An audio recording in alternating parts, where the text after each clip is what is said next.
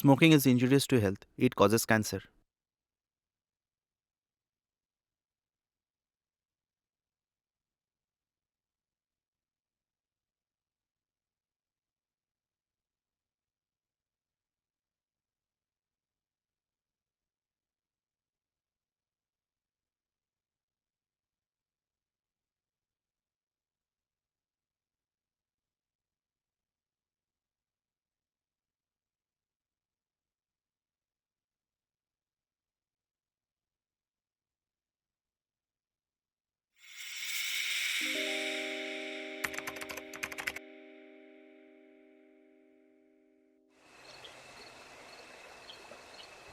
অভি, বিশ্বাসই হয় না যে সময় সব কিছু বদলে দেয় বলো।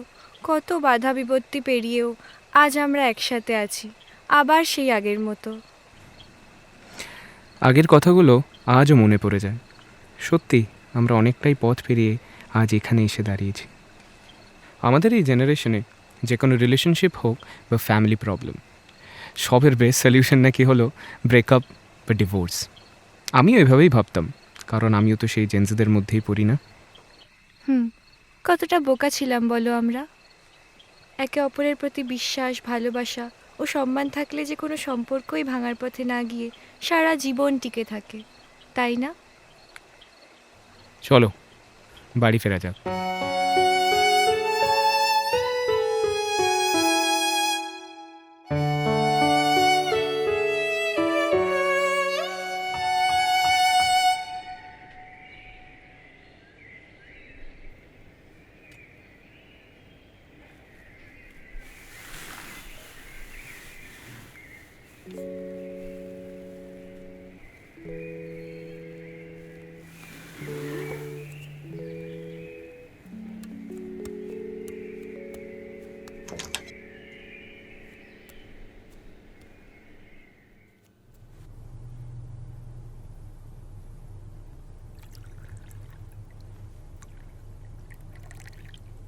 এই নাও তোমার চা, ঠান্ডা হয়ে যাবে। খাওয়ার ইচ্ছে নেই আমার। কি হলো, শরীর ঠিক আছে? তোমার তো চা ছাড়া দিনই শুরু হয় না। সময় নেই একদম। আজকে আমাদের ডক্টরস অ্যাপয়েন্টমেন্ট ছিল, মনে আছে তো? আবার ডক্টর? কতবার একই কথা শুনবো আমি? চেষ্টা তো করতেই হবে অভি, আমাদের নিজেদের মধ্যে আন্ডারস্ট্যান্ডিং অ্যান্ড কোঅপারেশন ছাড়া তো কিছুই হবে না। আমি এসব নিয়ে আর কোনো কথা শুনতে চাই না। দেরি হয়ে যাচ্ছে, আসছি।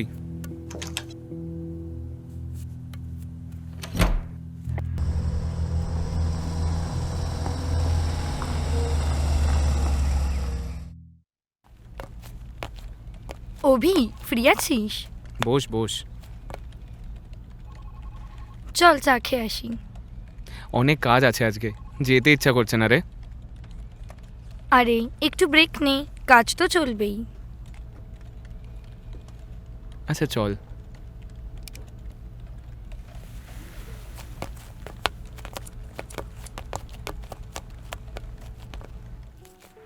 অন্তরা আমার ওয়াইফ, ওর সাথে আমার ঝামেলা লেগেই থাকতো।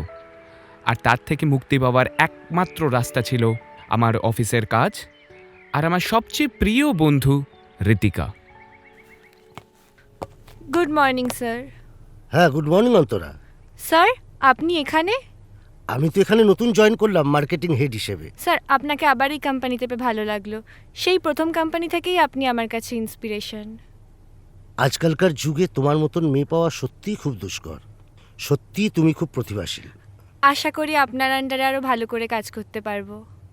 অন্তরা কাজ করত একটি অ্যাডভার্টাইজিং এজেন্সিতে, আর সাগ্নিকদা ছিল তার বস অ্যান্ড মেন্টর।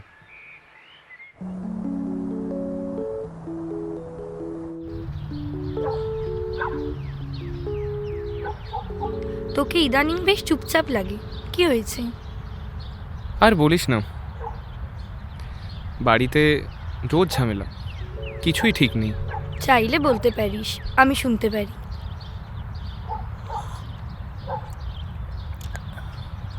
অন্তরার সাথে রোজ ঝামেলা, বাড়িতে একটু শান্তি নেই। We are trying to have a child, but ওর পিসিওডির প্রবলেমের জন্য ও কনসিভই করতে পারছে না। তুই নিজেকে সময় দে, বন্ধুদের সাথে সময় কাটা। You people have to be patient enough for things to get normal. But আমি জানি না আর কতদিন এভাবে চলবে রে। আমি আছি তো তোর পাশে অলওয়েজ, তুই চিন্তা করিস না।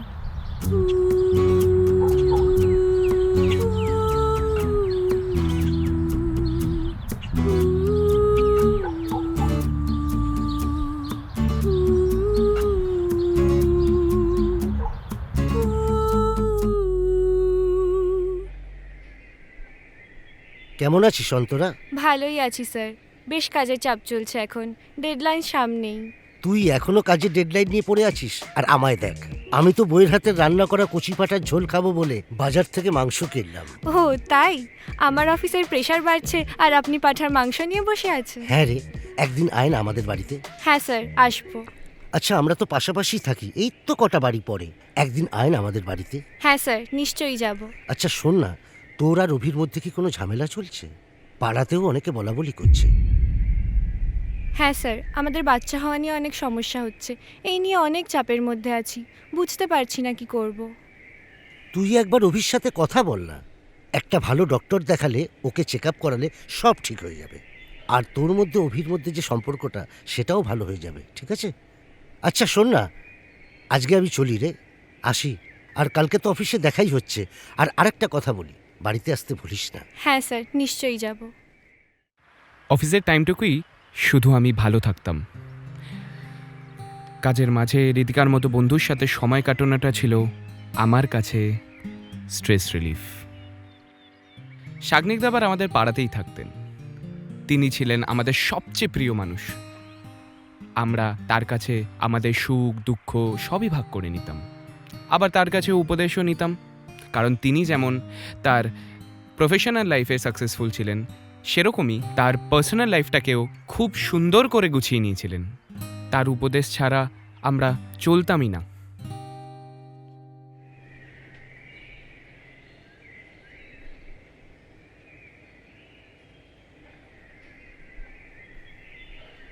অভি, এটা কি? তুমি আমায় না বলে আমার ফোনে হাত দিয়েছো কেন? আমি সত্যিটা জানতে চাই। Your violating my privacy Antara. Privacy? কিসের প্রাইভেসি? সম্পর্কে যখন বিশ্বাসই নেই। তুমি জানো রীতিকা আমার কত ভালো বন্ধু। তুমি কি পাগল হয়ে গেছো? তুমি ওকে নিয়ে আমার সাথে সন্দেহ করছো? তুমি তো দেখছি আজকাল আমি আর বিশ্বাসই করো না। রোজ রাতে এত দেরি করে ফেরো। নিশ্চয়ই রীতিকার সাথেই থাকো। আজ বুঝতে পারলাম। তুমি আমায় কোনোদিনও বুঝতে পারোনি অন্তরা, না কোনোদিনও আমায় ভালোবেসেছো, না কোনোদিনও আমায় বোঝার চেষ্টা করেছো। এসব মন গড়া কথা আমি আর শুনতে চাই না।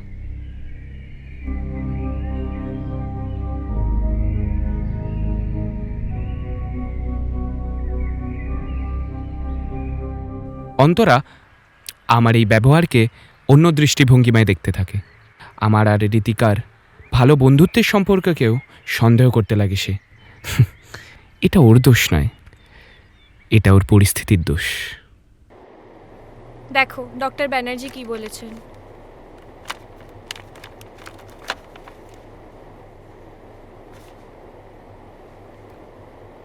এটা দেখে কি বলতে চাইছো তুমি আমাকে? এই যে সমস্যাটা শুধু আমার নয়, প্রবলেম তোমারও আছে। আমাদের দুজনেরই ট্রিটমেন্ট দরকার। আমি এসব বিশ্বাসই করি না। তুমি মিথ্যে বলছো। সত্যিটা মেনে নাও অভি, দোষারোপ করে আমাদের কারোরই লাভ হবে না। এসব সব ফেক রিপোর্টস। এ ব্যাপারে আমি আর কোনো কথা বলতে চাই না তোমার সাথে, বুঝেছো?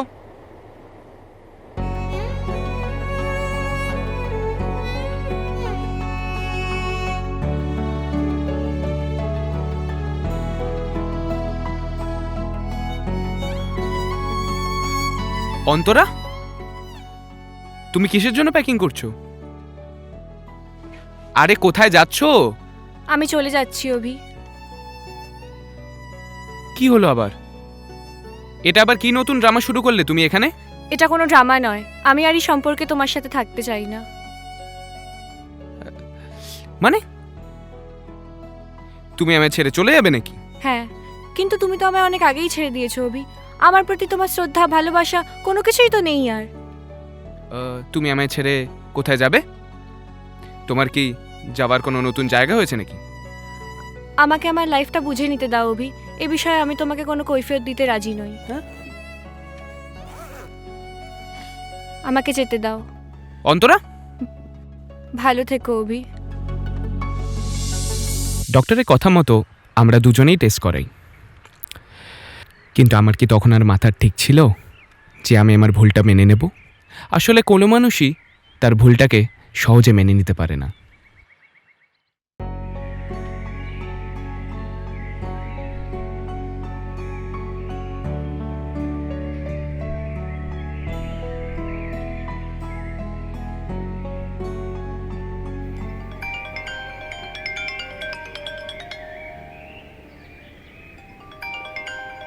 তুমি কোথায়? রোজ রোজ এই ঝামেলা আমার আর ভালো লাগছে না অভি, তাই আমি বাবার কাছে চলে এসেছি। কিছুদিন একটু একা থাকতে চাই, প্লিজ। তোমার সংসারের প্রতি কোনো দায়িত্ব নেই নাকি? আমি সংসার করে যাব বলে তোমাকে বিয়ে করিনি অভি। আমাকে তুমি একা ছেড়ে দাও প্লিজ।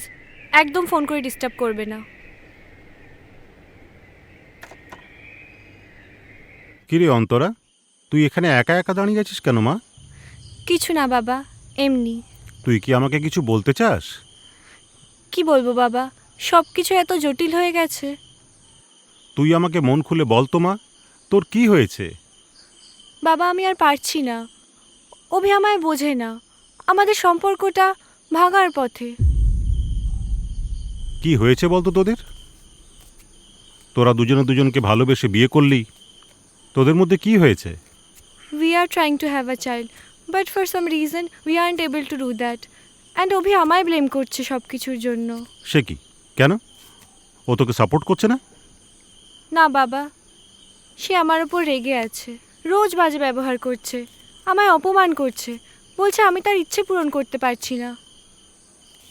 সম্পর্ক মানে তো একে অন্যের চাহিদা পূরণ করা নয় অন্তরা। সম্পর্কের মূলে থাকে বিশ্বাস, একে অন্যকে বোঝা, ভরসা করা, খারাপ সময়ে দুজনে দুজনকে সাপোর্ট করা। আমি চেষ্টা করেছি বাবা, কিন্তু সে ঋত্বিকা নামে একটা মেয়ের সাথে। বুঝেছি বুঝেছি, কিন্তু তুই এখন কি করবি ঠিক করেছিস? আমি জানি না বাবা, মনে হয় আমি ভুলেই গেছি আমি কে। নিজের অস্তিত্বটাই হারিয়ে ফেলেছি। আমাকে নিজের জন্য কিছু করতে হবে বাবা, কিন্তু আমি এই সম্পর্কের টানাপোড়েনের মধ্যে কোনো সিদ্ধান্তই যে নিতে পারছি না। অন্তরা, তুই নিজের মনটাকে একটু শক্ত কর মা, ভেঙে পড়িস না। সময় সব কিছু ঠিক করে দেয় রে মা। আমার কি করা উচিত এখন? তুই একটু নিজেকে সময় দে, নিজেকে বোঝার চেষ্টা কর যে তুই কি চাস, কিসে তুই ভালো থাকবি। আর তুই যা সিদ্ধান্ত নিবি আমাকে কিন্তু অবশ্যই জানাবি। জানবি যে আমি সব সময় তোর পাশে আছি, কেমন? তুমি আমায় ছোটবেলার মতো অলওয়েজ সাপোর্ট করো। বাবা তো ছেলের কাছে বন্ধু আর মেয়ের কাছে আশ্রয় হয়। তুই যদি চাস একবার কালকে ডক্টর ব্যানার্জির কাছে একটা অ্যাপয়েন্টমেন্ট নিয়ে দেখতে পারিস ফর সেকেন্ড ওপিনিয়ন। হ্যাঁ বাবা, আমি কালকেই অ্যাপয়েন্টমেন্ট নিচ্ছি। চ।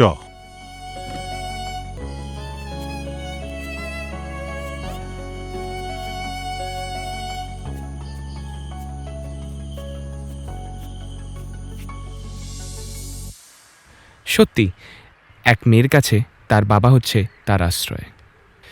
দুনিয়া সব কিছু এক নিমেষে বদলে যেতে পারে, কিন্তু বাবার ভালোবাসা কখনোই বদলায় না। সমাজ যখন মেয়েদের অত্যাচার অপমান করে, তখন তার বাবাই হয় তার একমাত্র আশ্রয়। আচ্ছা তোর কি হয়েছে বলতো অভি? সেদিনকে বাজারে অন্তরার সাথে আমার দেখা হলো, তোদের মধ্যে ঝামেলা চলছে। ডক্টর ব্যানার্জি বলেছে আমার আর ওর দুজনেরই প্রবলেম আছে, আচ্ছা। এর জন্য আমাদের বেবি হচ্ছে না। হুম। আর এই ম্যাটারটা নিয়ে আমাদের মধ্যে রোজ রোজ ঝামেলা। আচ্ছা তুই তো অন্তরাকে ভালোবাসিস, হুম তাহলে এর মধ্যে ঋতিকা কোথা থেকে আসছে? হুম অন্তরা আমাকে অহেতুক ভুল বুঝছে, হ্যাঁ, আর এ নিয়ে ও সন্দেহ করছে, আর এইটা মেনে ও আমাকে ছেড়ে বাপের বাড়ি চলে গেছে। স্যার, আমাদের হয়তো ডিভোর্স হয়ে যাবে। কি বলছিস? আমি একটা কথা বলবো, প্লিজ ডিভোর্স করিস না। ডিভোর্সটা কোনো সলিউশন নয়। ওকে বোঝার চেষ্টা কর, ওকে বোঝানোর চেষ্টা কর। দেখ, আমিও ওকে বোঝাবো, ওকে বুঝিয়ে আনার চেষ্টা করব, কিন্তু আমার একটাই রিকোয়েস্ট, তোরা কখনো ডিভোর্সের দিকে যাস না। ওটা কিন্তু কোনো সলিউশন নয়।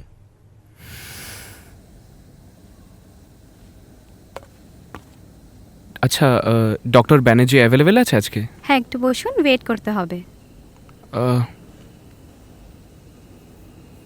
কতক্ষণ লাগবে? হ্যাঁ, 5 থেকে 10 মিনিটের মধ্যে। আপনি 5-10 মিনিট ওয়েট করুন, তার মধ্যে হয়ে যাবে।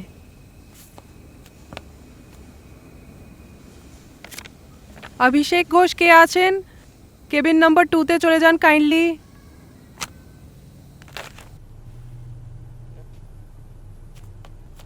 ডক্টর ব্যানার্জি আসবো? Doctor Banerjee, yes, tell me. Antara Ghosh বলে কোনো পেশেন্ট এসেছিল আপনার কাছে? হ্যাঁ হ্যাঁ, আই রিমেম্বার। ও এসেছিল কিছুদিন আগে আমাদের এখানে টেস্ট করাতে। সো ইয়েস, ও এসেছিল, আর আই গেস আপনাদের দুজনেরই কিছু প্রবলেম ছিল। Can you explain me the case if you remember? As far I remember, I guess she was suffering from some conceiving issues. Hmm. And টেস্টের পরে ধরা পড়েছিল আপনারও কিছু প্রবলেম আছে। Are you sure? Yes, I am pretty sure.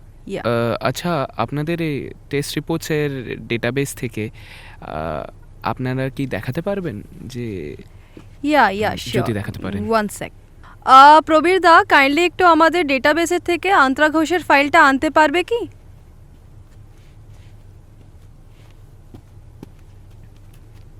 C here it is. আপনি check করতে পারেন, এর মধ্যে আপনাদের ডিটেলস আছে।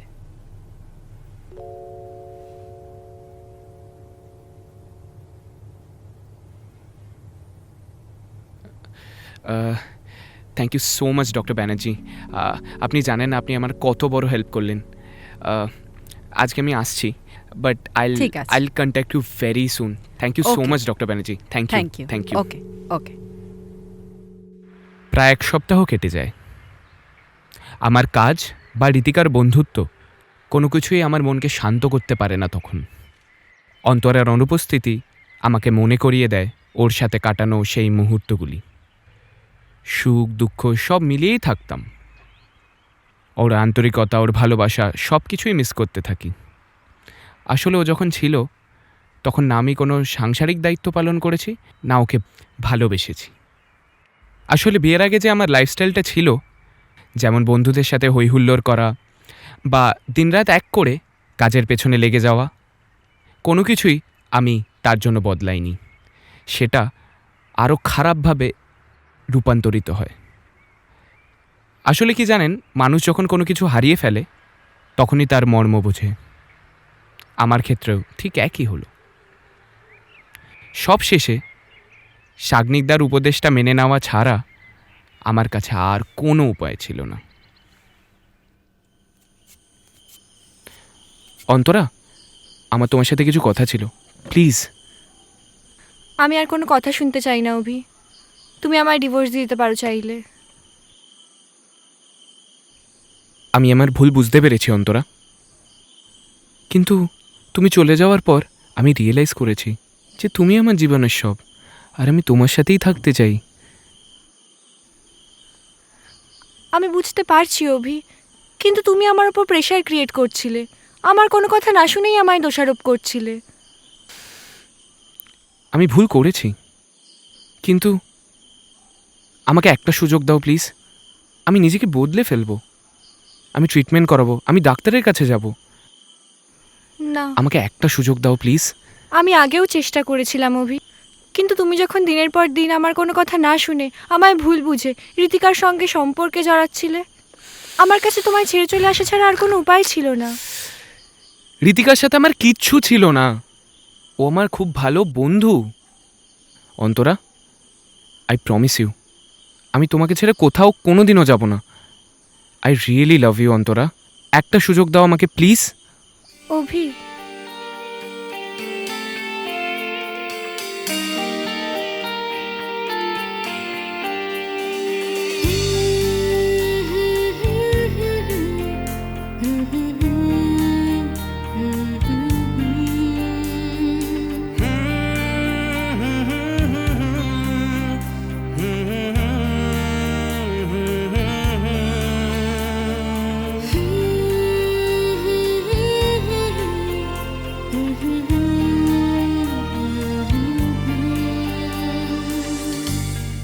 অন্তরের ভালোবাসা আর আন্তরিকতা আমায় বদলে দেয়। ওকে যে আমি কতটা ভালোবাসি সেটা ও আমায় বুঝিয়ে দিয়েছে। আমার মানসিকতায় পরিবর্তন আনে। আমি বুঝতে পারি আমার ভুল, আমার এরম ব্যবহার বা এর থেকেও জঘন্য ব্যবহার এবং অপমান আমাদের সোসাইটির কত মেয়েকেই সহ্য করতে হয়। আমরা দুজনে সিদ্ধান্ত নেই সমাজে নারীদের জন্য কিছু করব। তাই একটা এনজিও সংস্থা খুলি, যেখানে মেয়েদের পড়াশোনা, চিকিৎসা এবং তাদের পক্ষে কোনো কোর্ট কেস লড়ার সাহায্য প্রদান করা হয়। আমাদের এই সমাজকে বদলানোর দায়িত্বটা আমাদেরই, তাই আমাদেরকেই এগিয়ে আসতে হবে আর তাদের সাহায্যের হাত বাড়িয়ে দিতে হবে। তাহলেই আমরা মানুষের মন এবং সমাজ দুটোতেই পরিবর্তন আনতে পারবো।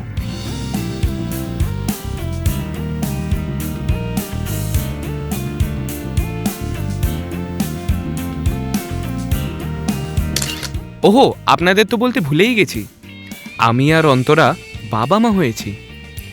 আমাদের একটি কন্যা সন্তানের জন্ম হয়েছে, যার নাম রেখেছি অহনা। অহনার অন্নপ্রাশনে আপনাদের সকলের জন্য নিমন্ত্রণ রইল, কিন্তু আসতে হবে কিন্তু অবশ্যই। আর এবারে যেন কচি পাঁঠার ঝোলটা বাদ না যায়।